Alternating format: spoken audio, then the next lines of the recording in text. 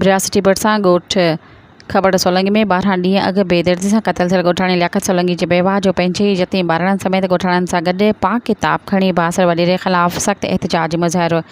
एहतजाज कंदड़नि में मक़तूल जी बेवा राबिया सोलंगी, नियाणी सानिया सोलंगी, मसमात सनम सोलंगी, मसमात नुसरत सोलंगी, मसमात शबीरा सोलंगी ऐं ॿिया शामिल हुआ।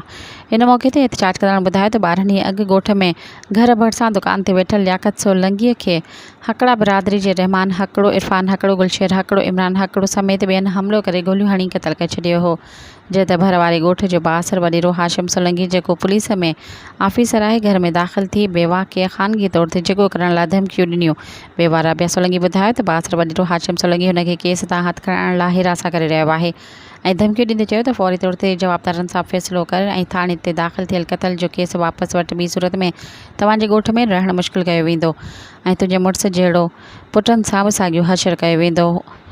हुननि वज़ीर आला सिंध ऐं तक जे चूंडियल MPA DIG शहीद बेनज़ीराबाद SSP नौशर फ़िरोज़, सेशन जज नौशर फ़िरोज़ ऐं बिरासती पुलिस खां मुतालबो कयो त फौरी तौर ते बासर वॾेरनि ख़िलाफ़